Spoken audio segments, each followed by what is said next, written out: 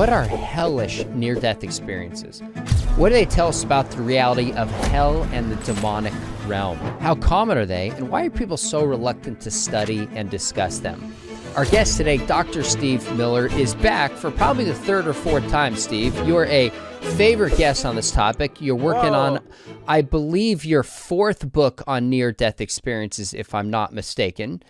But we haven't talked about this specific angle. In fact, you've told me in all the interviews you've done, you haven't had anybody ask you specifically to talk about hellish, distressing near-death experiences. And there's a reason for that. Now, your very first book, where you're kind of making the case for near-death experiences, you had one paragraph on distressing NDEs. Why such a small section then? And then why 3 chapters in your latest book, which is Christianity compatible with deathbed and near-death experiences? Why the shift? Well, first of all, I had read about such experiences as I was researching my first book, but frankly, they give me the creeps. I mean, none of us really like talking about hell. We don't want to have nightmares. So they're just naturally, we don't want to talk about it, I think. And researchers tend to follow the same thing. And perhaps some of it for the researchers is that many of those are in secular academia, and they're more open to talk about angels and good things on the other side, like is popular in New Age literature. But demon sounds kind of like, what scientists would talk about, the demon-haunted world and all that is something from the Middle Ages and pre-science. But for me, it was more, it just kind of gives me the creeps, number one. But number two, it was irrelevant to my first book. My first book was really written from the perspective of saying, let's say you're a totally secular person, you don't believe in God or the afterlife. Let's just look at this phenomena of near-death experiences and see if it gives evidence for the afterlife. And so really, distressing experiences were such a sub-point there that they didn't need to be, they weren't required to be talked about. Okay, so we're going to define what they are and get into it, but is this a newer phenomena, or since the earliest studies that people have done on near-death experiences, has this always been kind of a feature? Well, let me take a few minutes to walk you through the history of the research, because I think this is important, and it shows why some researchers ignored them, didn't talk about them, or thought they were just hallucinatory or something. The first book that came out that really popularized near-death experiences was Raymond Moody's Life After Life back in 1975. And he did mention distressing experiences. He didn't put the distressing features as a part of the core experience, interestingly enough, but he did hear people talking about them and mention them. He hypothesized that maybe these are caused by people who are committing suicide or doing something they shouldn't have been doing, but he wasn't really sure what to make of them, even though he did mention them. Now, interestingly, his book, if you look at who it's dedicated to George Ritchie, M.D., and through him to the one whom he suggested. Now, that's kind of cryptic. What's he talking about? Well, George Ritchie was the fellow who at the university where Moody was studying, University of Virginia, Dr. Ritchie was a very well-respected psychiatrist there. Moody was studying there, went to a seminar that Dr. Ritchie was speaking at, and later Ritchie would write this book, Return from Tomorrow, which I encourage people to read in this regard, particularly concerning distressing experiences. Very well-respected psychiatrist. And when he went to the little seminar where he was teaching, Dr. Ritchie described his near-death experience that he had as a medical student, had pneumonia, and was actually declared dead. I mean, he had the written death certificate with him that they had declared him dead. During that time, before he resuscitated, just on his own, he resuscitated, and he described this fantastic near-death experience where he experienced Jesus. Jesus was very prominent in it. Jesus showed him something about the afterlife, a good afterlife, but also showed him very descriptive scenes of hell where you had deceased people who were suffering. You saw demons who were impacting people on earth sometimes, and then impacting, then were just seen as demons. And he said, this is hell, what I'm experiencing.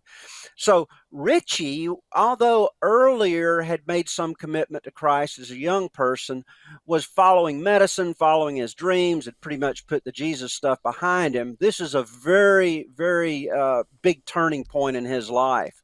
So now, Moody came from an atheist background, and he was trying to present near-death experiences as something that anybody could study and didn't want it specifically to be a Christian thing. Okay. So he asked Dr. Ritchie, "Can I dedicate this book to you?" Dr. Ritchie said, "No, I'd rather you dedicate it to Jesus because he was prominent in the experience.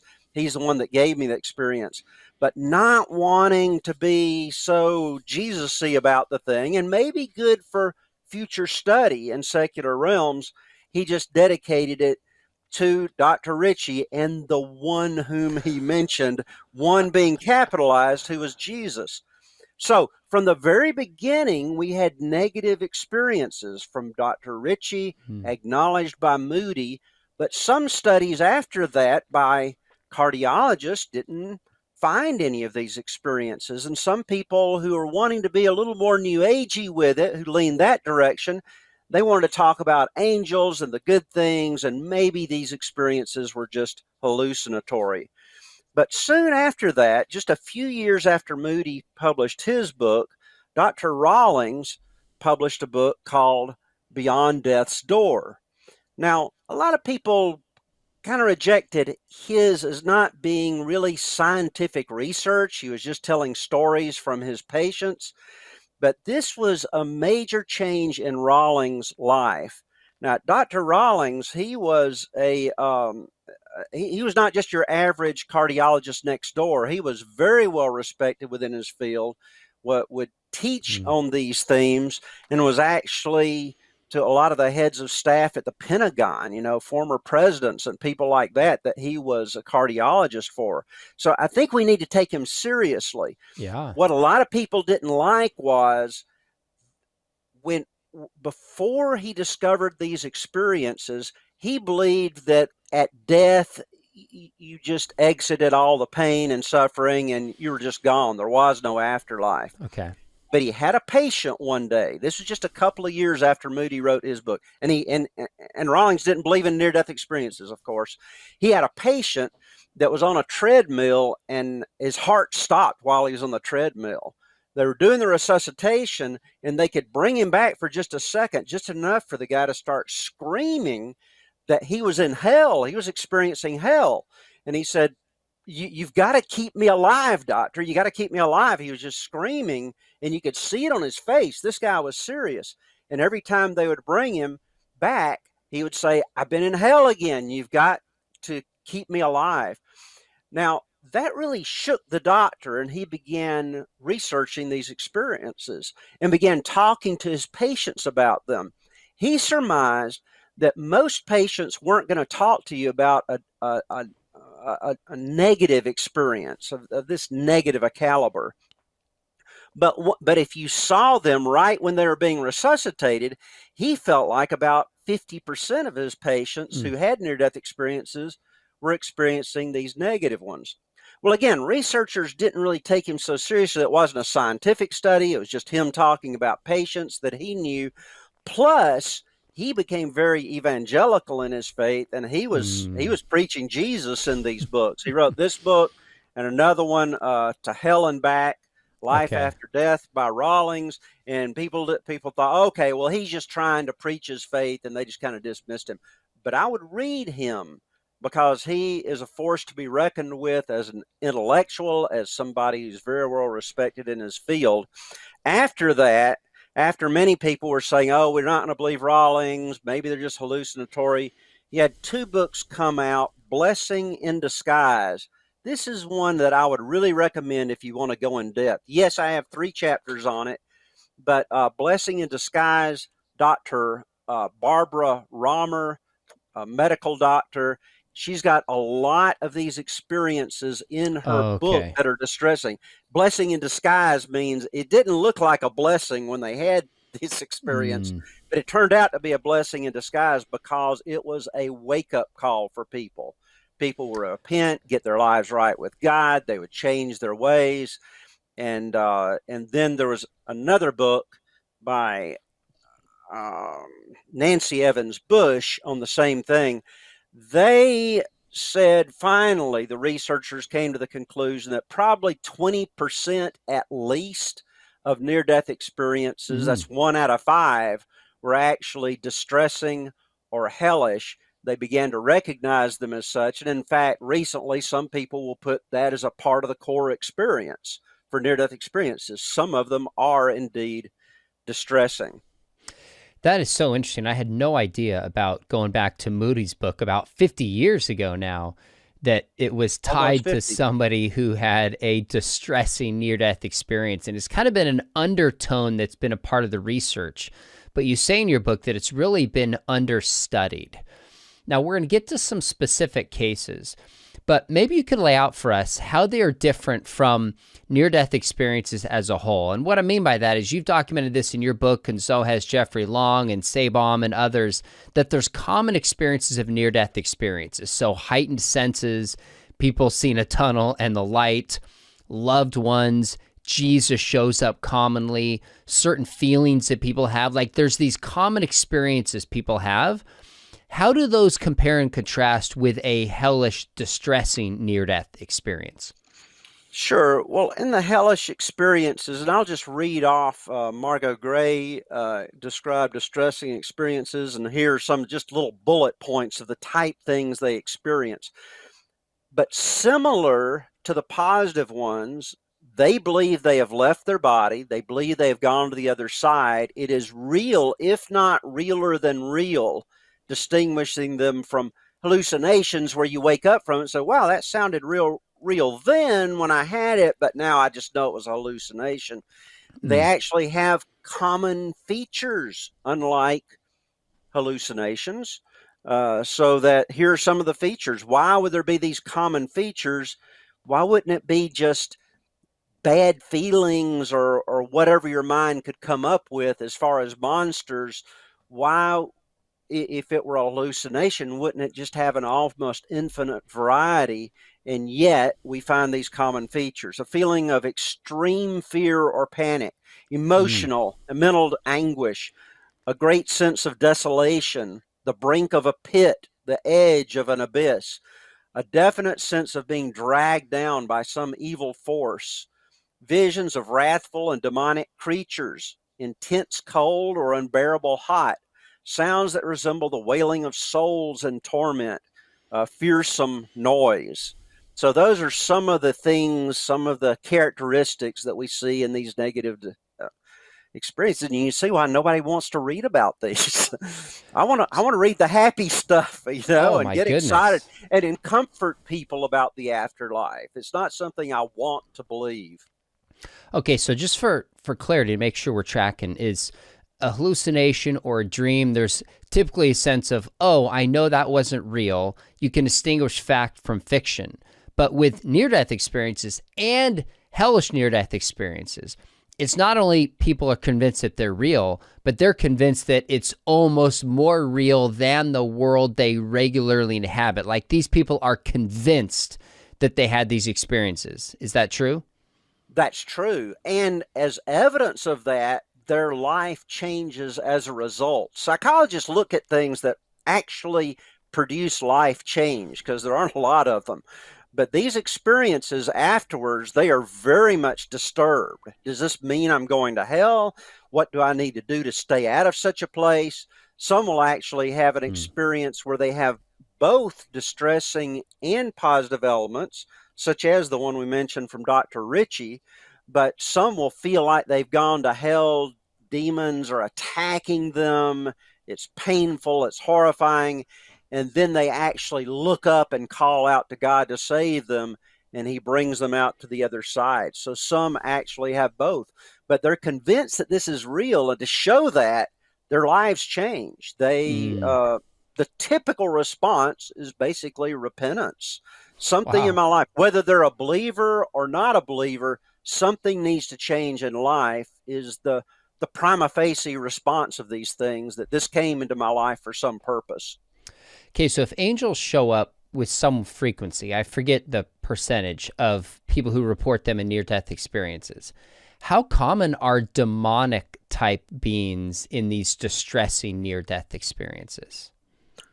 I've not seen anybody give a figure to this, so I just have to plead ignorance on that one. And Okay. that's why we need to do more study on them to come up with more percentages as to how these things happen. I do know that it is common. If you look at definitions of distressing experiences, demons will be a part of that experience. Are there maybe just one or two more accounts? I don't want to dwell on this too much, but I was just looking in your book, reading some of these, just to give people a sense of what those with a hellish near-death experience. I think this is on page 216, and you list three or four of these.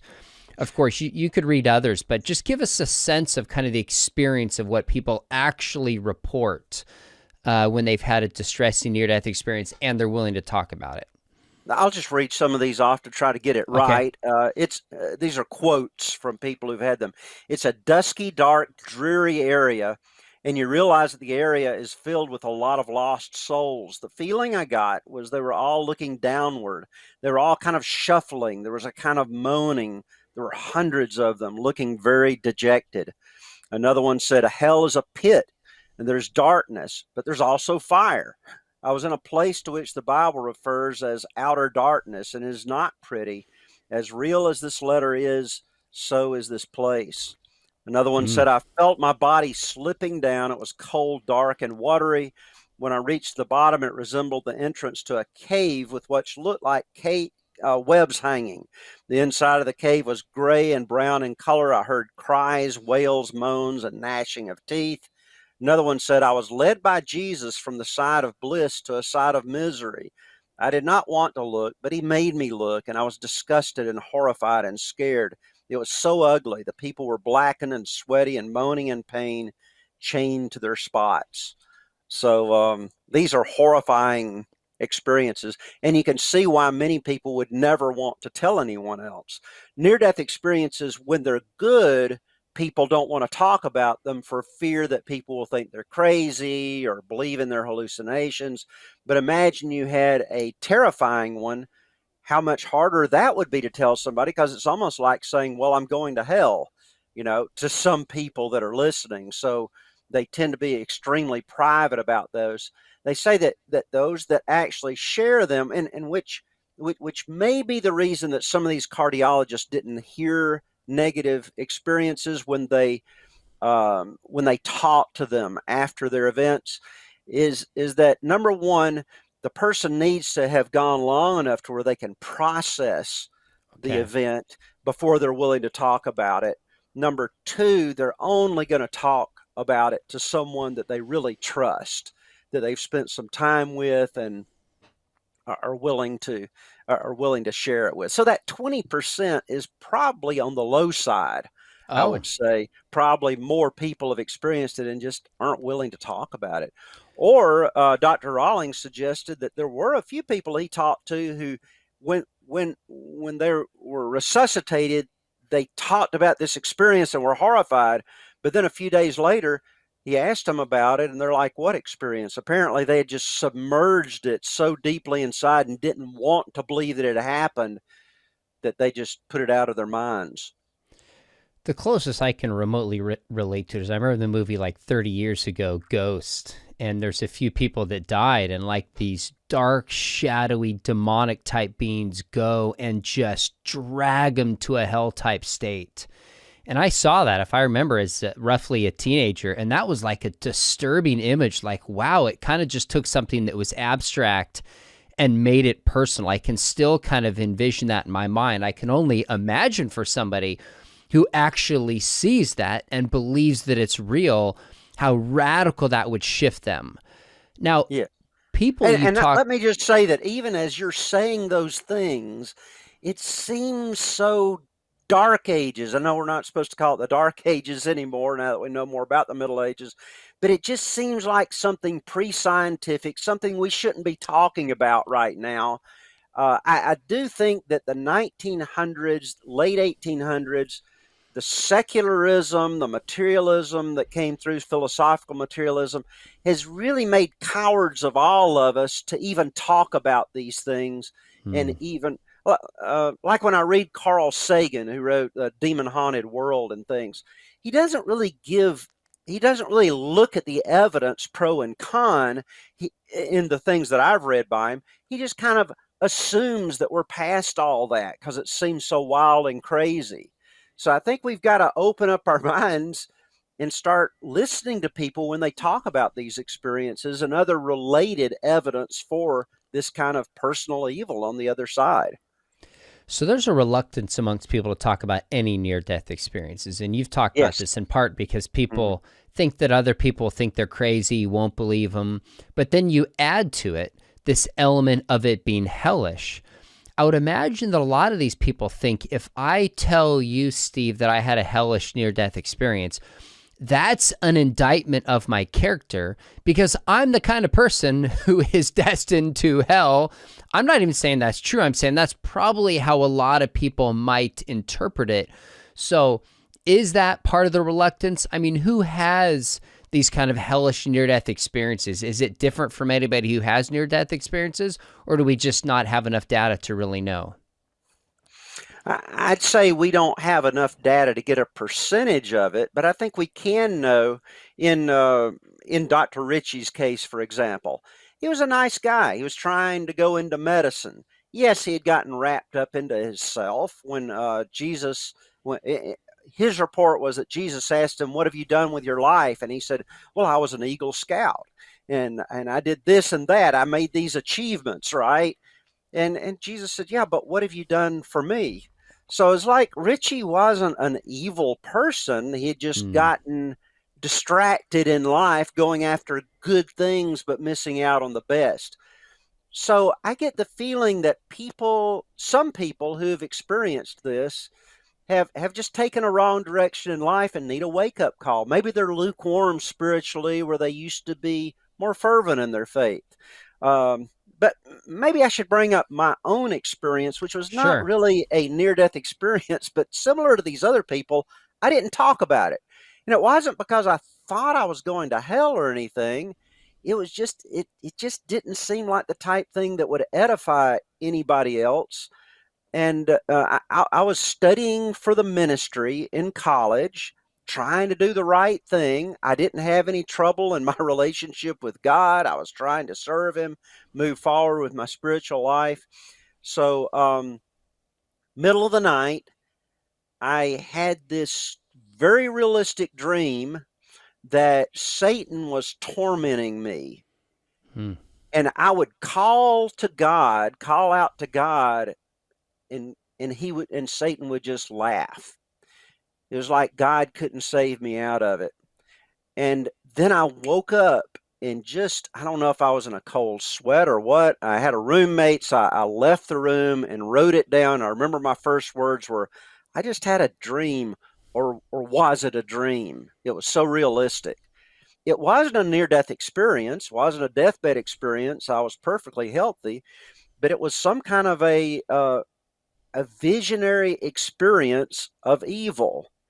I didn't tell anybody. Why would anybody want to know about Hmm. it? How encouraging.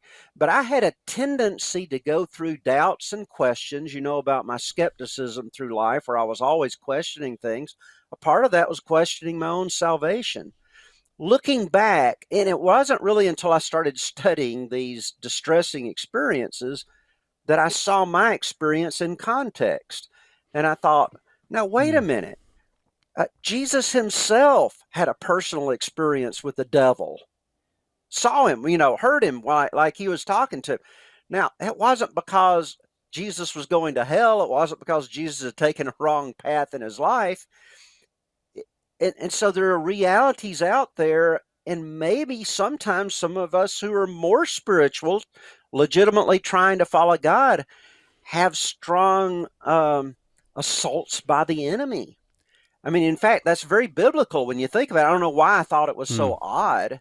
You know, the evil one, he seeks to devour us. It talks about taking using spiritual weapons to fight spiritual warfare against these forces of darkness. It's all over the New Testament. Why did I think it was odd that I would experience something like that? Hmm. And if you look at the statistics, people like that are, let's see, I think I've got it here somewhere. 20% of people in North America report an experience with evil spiritual entities. Now, this is on surveys where they're not having to talk to somebody about it, right? Okay. I'm sure. Now, you say, well, wait a minute. In America, you got a lot of church influence, Jesus y people walking around. What about a place that's more modern and, less Jesus y like Great Britain? But 25% in Great Britain say that they have Huh. at least once encountered an evil presence. That's one person out of four. So I think we need to start talking about these things again because they're happening to many of us. Okay, so one question that I have, and I'm sure people watching this are like, okay, how can we determine that these are real if they're subjectively in the mind of the person who reports them? Mm-hmm. So they believe that they're real, changes their life so they're convinced of that. When I look at near-death experiences, the most compelling thing to me is when somebody is in a physical state and they come out of it and have information they could not have known in that state because their ears won't work in their eyes. It was at a distant location, and it matches up with precision. Tells me minimally there's something more than matter going on here because we've objectively confirmed it. Right. With hell type experiences, it seems a little harder to objectively confirm that. What would be the line of reasoning that we can trust these evidentially speaking? Well, I think we need to do more research on that to actually find out how many of the people with distressing experiences could report what was going on in the resuscitation, for example, like Dr. Sabon Oh, studied in okay. his patients. So I'd like to see that applied to Hmm. these. I can say in Dr. Ritchie's case, he actually saw some of this demonic activity. Like he looked down at one point on Earth and saw in a bar where people were getting drunk, and when they would pass out, he could see demons coming in to influence them. Uh, it'll make some of you think about your partying, okay? Um, but he saw that there was this influence going on, and he recognized as he was looking some of the stores and places around it. Well, years later in life, he was going through a town and he realized, I've been here before. Not physically, but I was Hmm. here in my experience. He said, I know what's around the corner. And so if you believe Richie's report, he seems like a pretty reliable guy with a lot of awards. He won like the uh, uh, Dr. James William James Award for research or whatever. He's a great Okay. psychiatrist. But that was a confirmation to him and any that believe in him that what he saw in his visionary near death experience, which was both positive and negative, that he saw there on earth, then he saw the place that he had been. These things happen. To me, one thing, if you think about it philosophically, why do we believe that anything really exists here on earth? Like, why do I believe I'm talking to you right now? Well, it's real. Now, how do I know that I'm not dreaming this?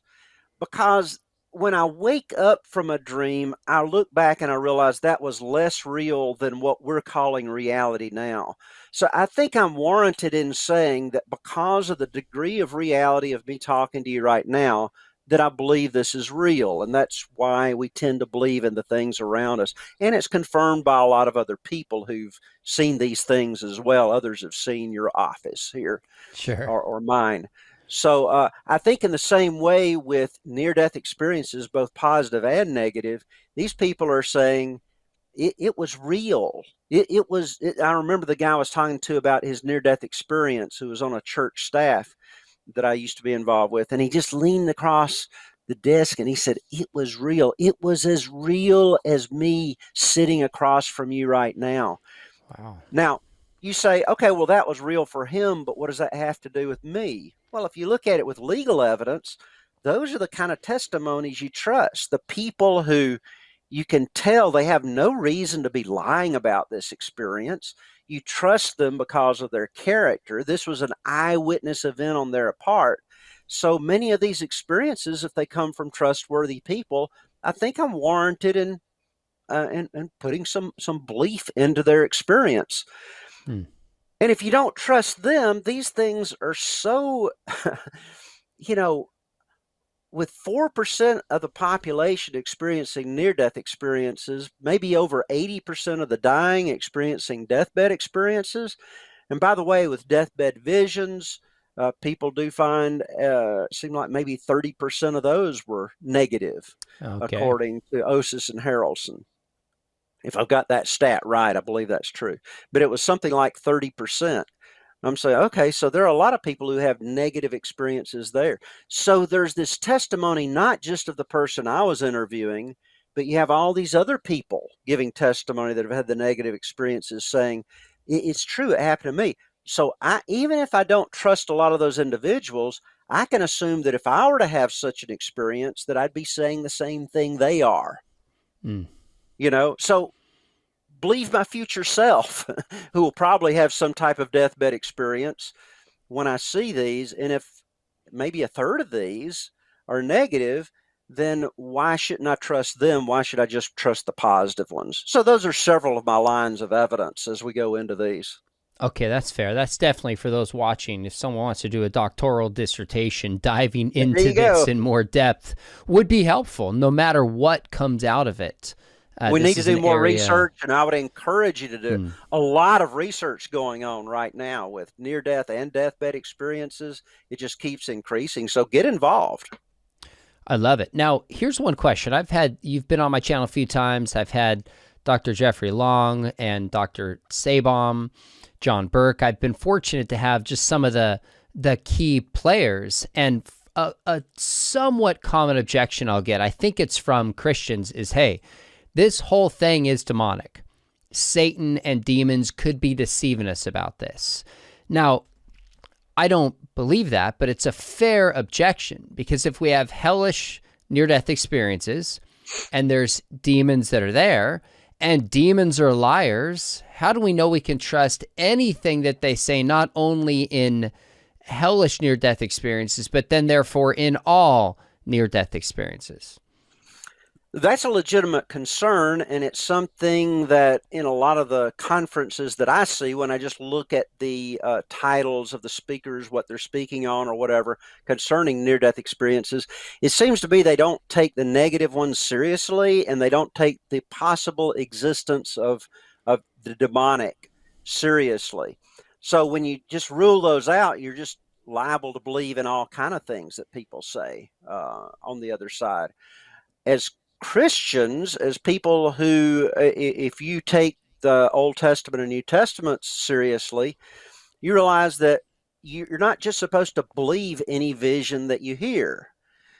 You're supposed to, as 1 Thessalonians talks about, don't quench the spirit, do not despise prophetic utterances. So kind of within that realm of utterances that are from God, visions and whatever, we're not supposed to quench the spirit. What if the spirit's working through it? So to those who say, oh, they're all demonic, well, how do you know they're demonic? Does the Bible say all distressing experiences of the evil one are demonic? Does it say that all near-death and deathbed experiences are demonic? If not, you're really stepping outside of the Bible to say these are all demonic.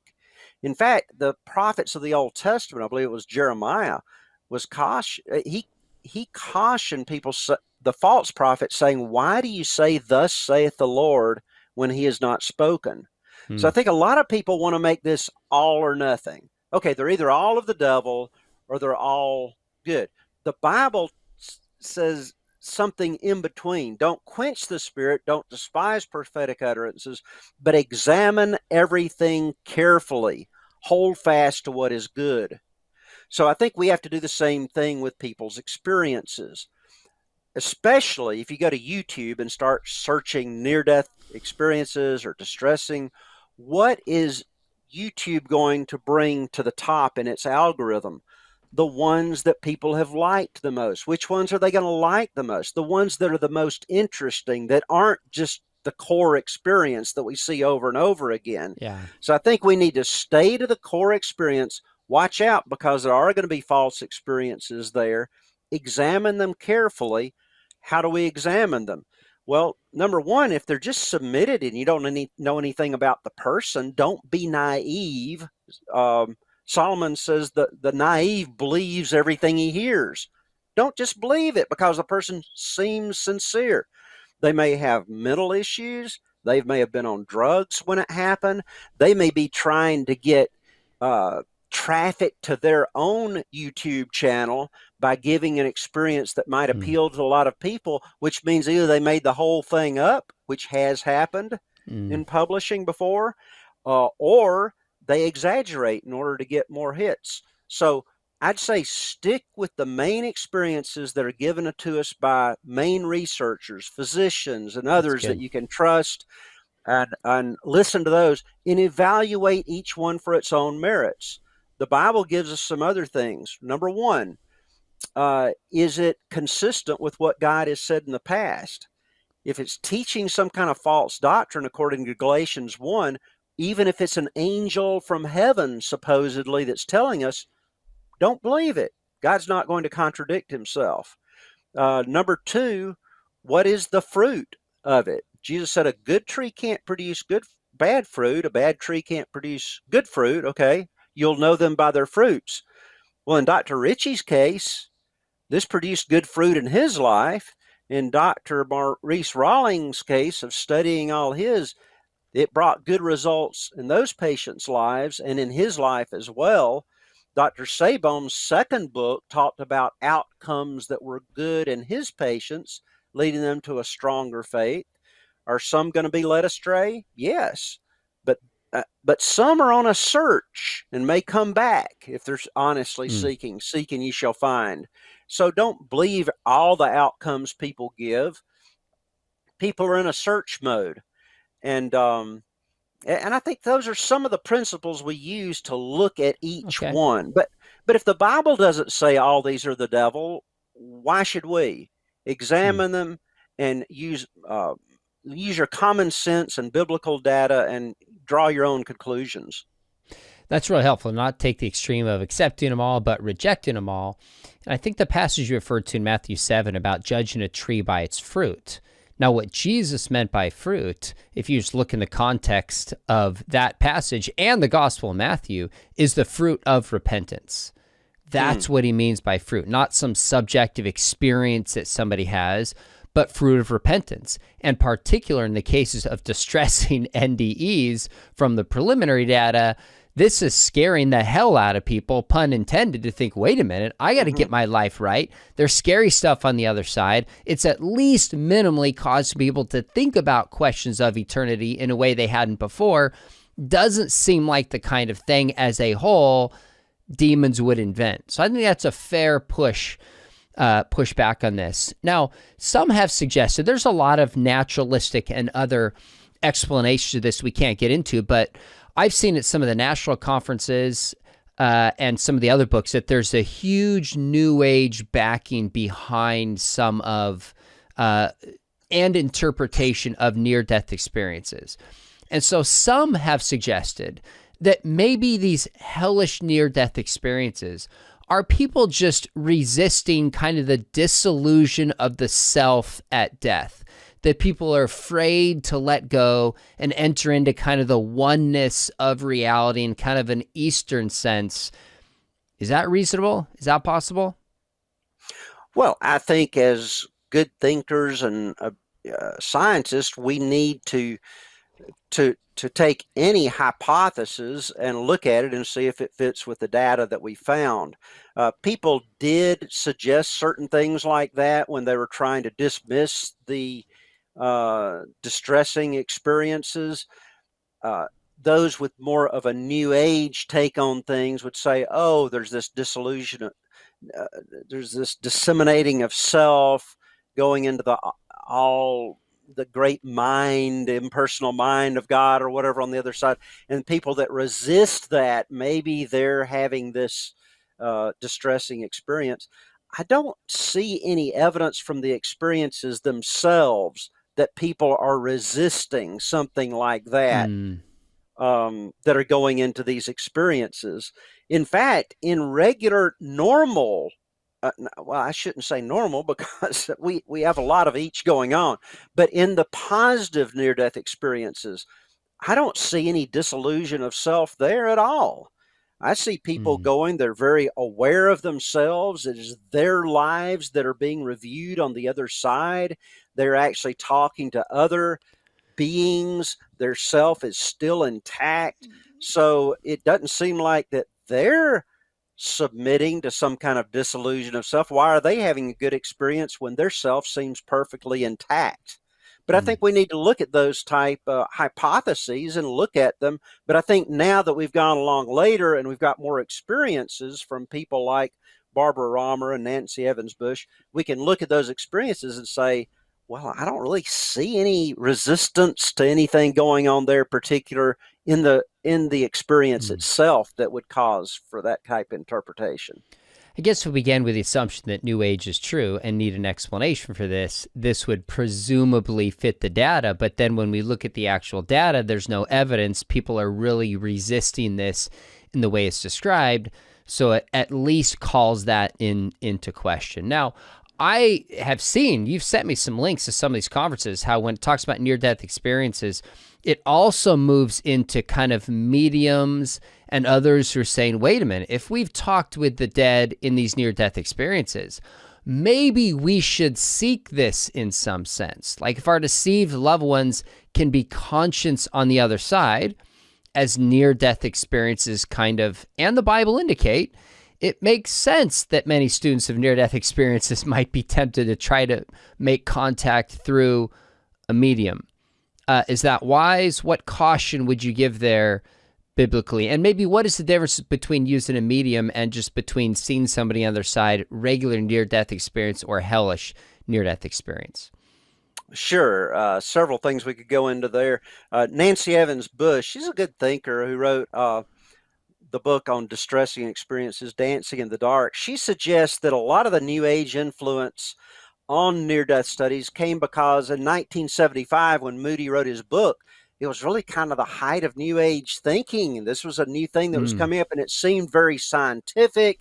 We're going to get past all these traditional religions. Now we're just going to look to these experiences. And so there are a lot of people who try to interpret near-death experiences in New Age terms, and we see that at conferences. But that means you can go to a conference on near-death experiences, and there may be seminars on how to contact your dead loved ones, either through a medium or through some psychological means or intense meditation or something like this.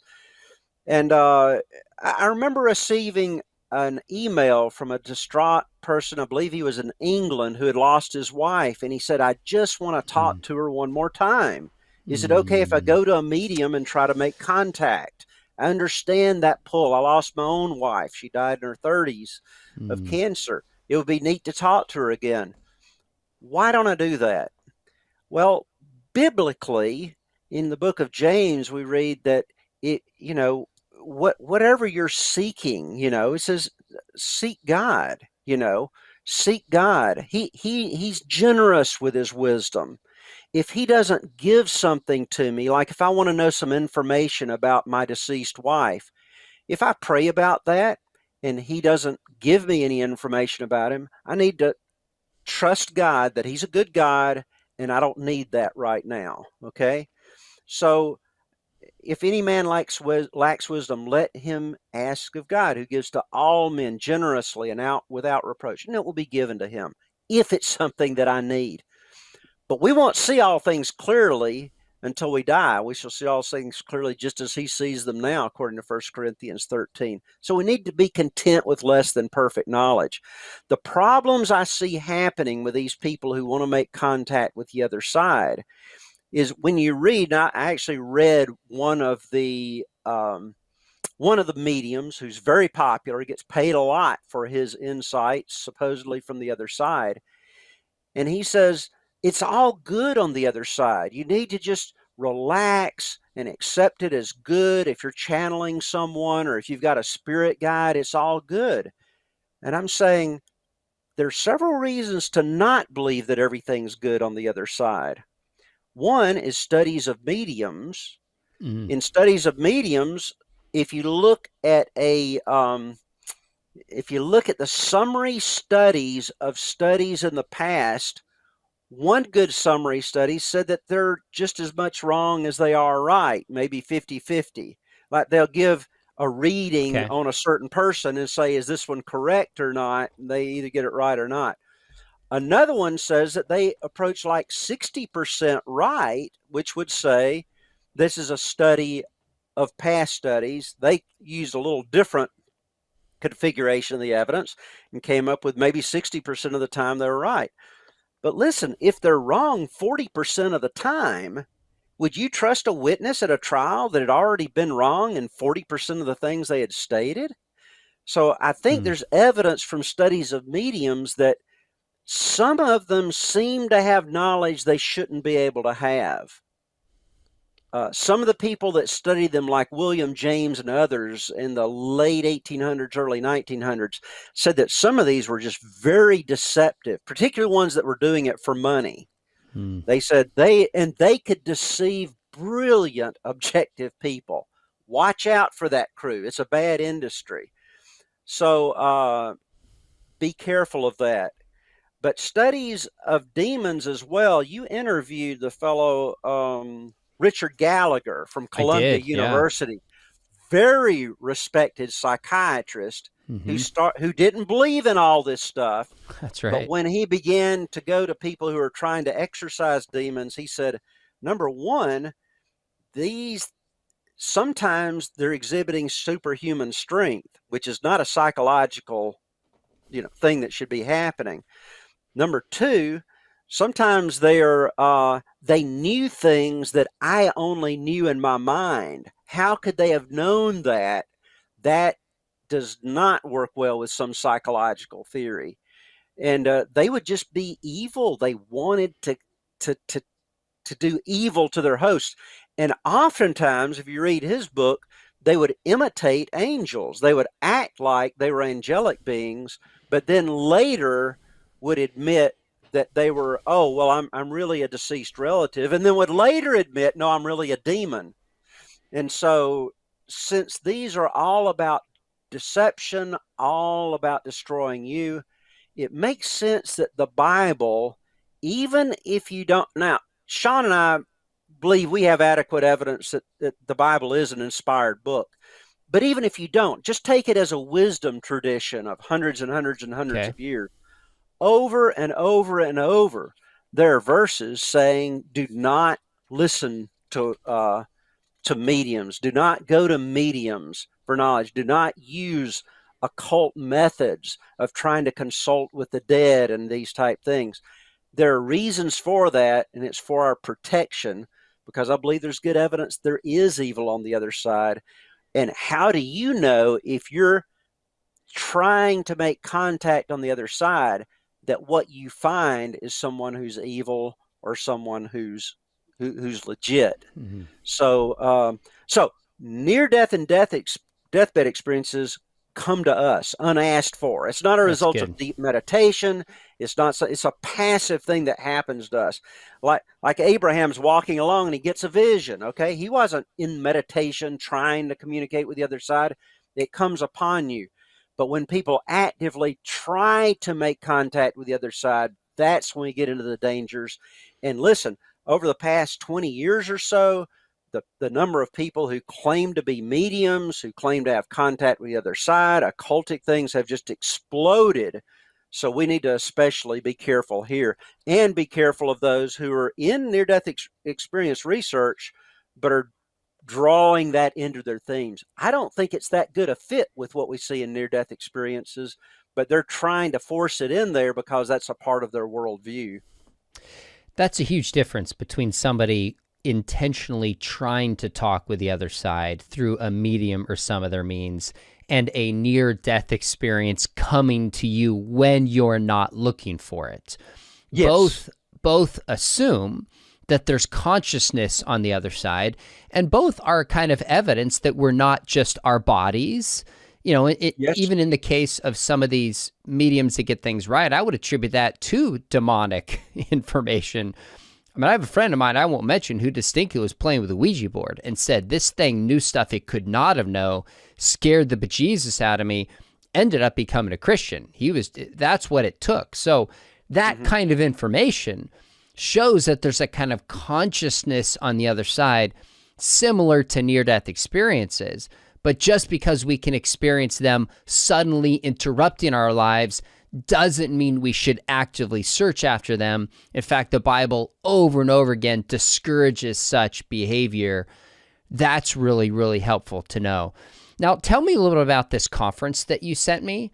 I was not aware of this. I think it's the International Association of Near-Death Experiences, something to that effect. There's 100 speakers. It's 4 days. These are not some of the figures I would have expected, and I look to as experts in terms of just analyzing this carefully and philosophically. What's happening there? Do you have concerns? Do they cover distressing near-death experiences? Do they bring in some of this kind of medium stuff? Tell us a little bit about that.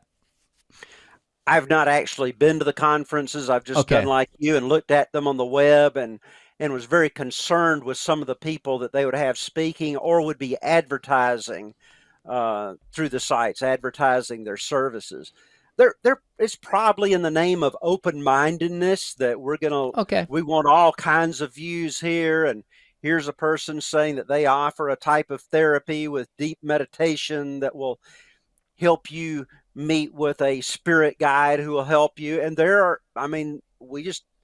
they have people that are in that movement who take that approach, and they take bits and pieces of near-death experience data from legitimate researchers and say, hey, that shows that there are spirits on the other side. And they just some of them just kind of ignore the negative experiences. It's all positive. It's all good. So and how do you get healing from things like loss, like you've lost a loved one? Well, let's try to connect you back. And so some may be legitimately trying to help people, and they're allowing all kinds of people to come in and speak there.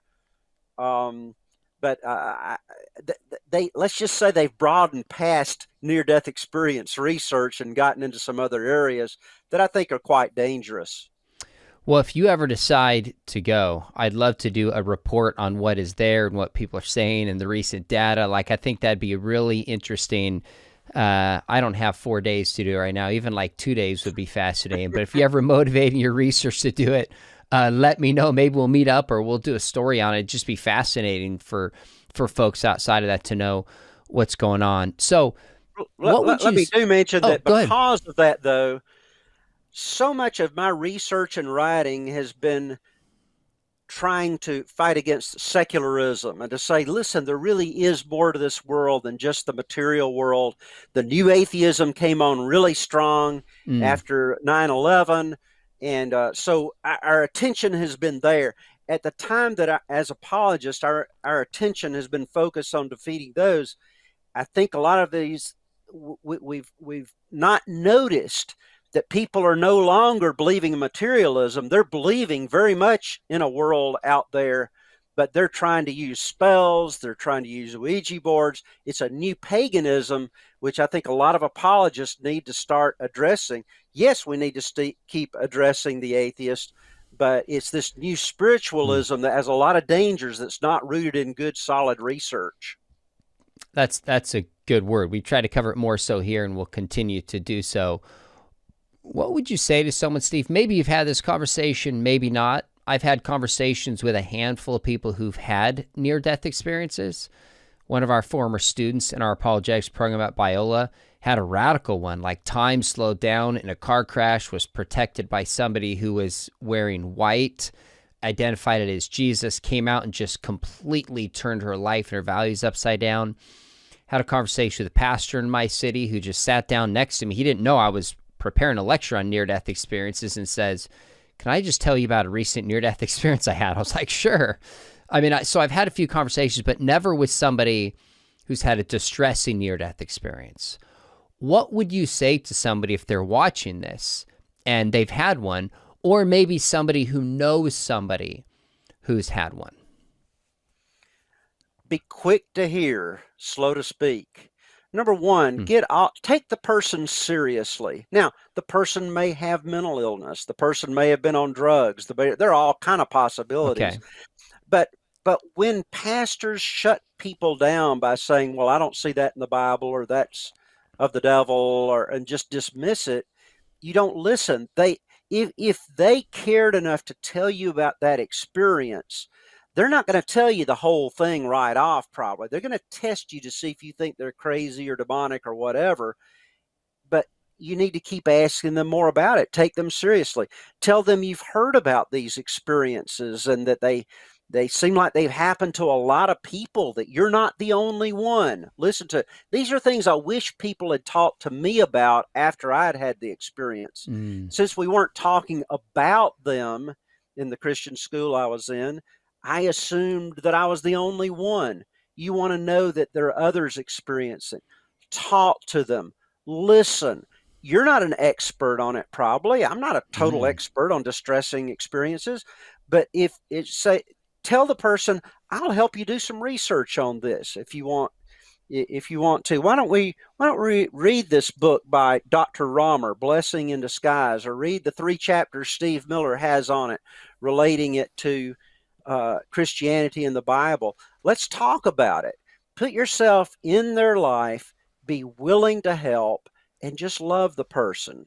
Take them seriously. You didn't have this experience. They're the ones that are the experts.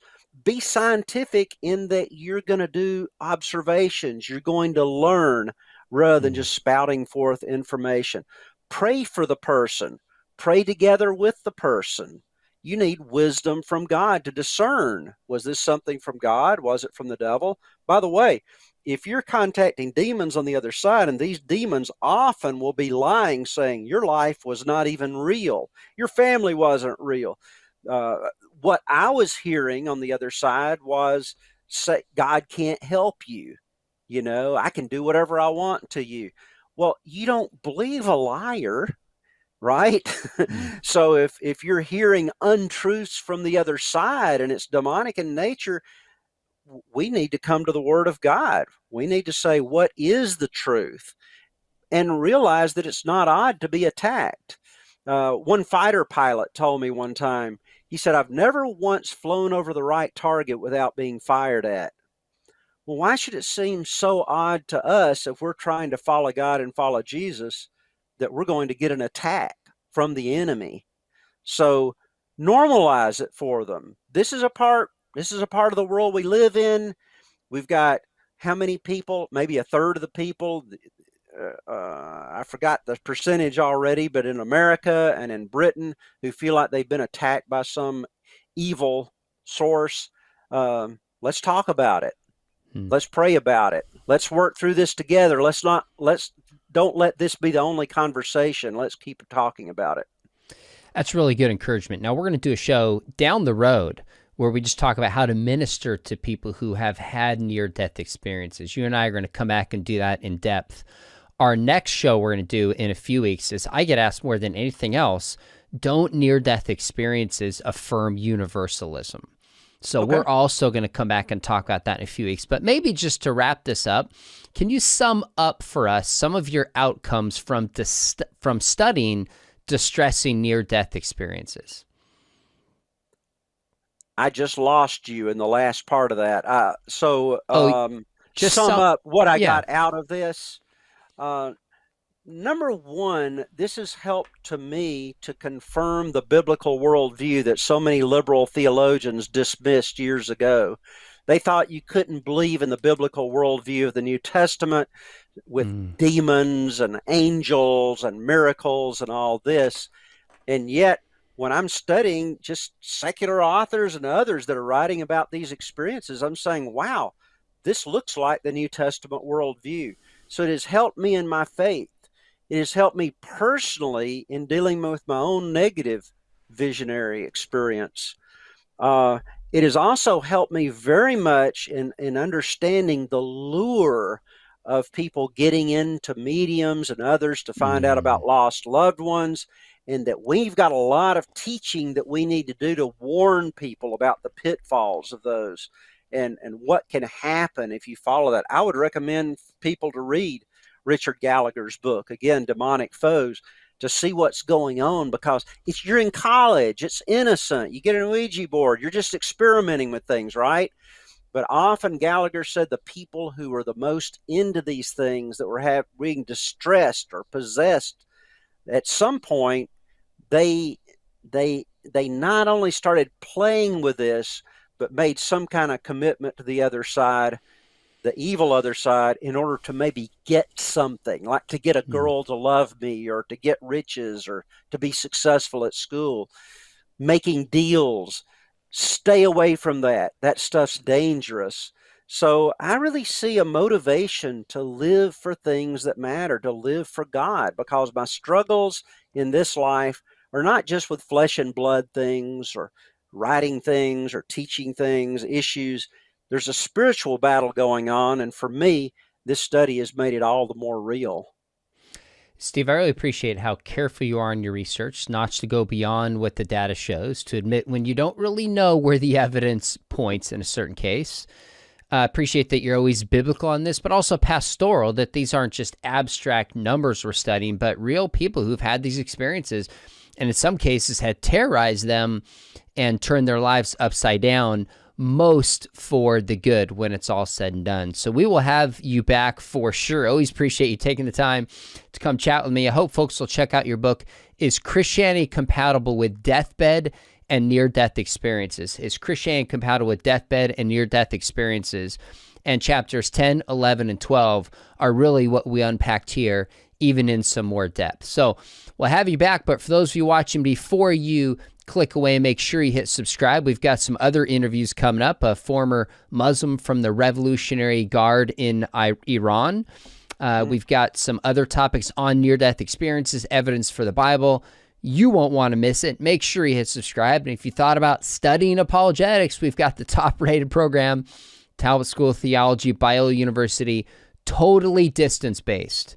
And I would love to help train you to be resourced to your church and beyond. Information is below. And we still have our certificate program that if you're like, I want a little more formal training, not rated for a master's, significant discount is below. Would love to get that into your hands. Steve, thanks for coming on. Let's do it again, my friend. Thanks for having me, Sean.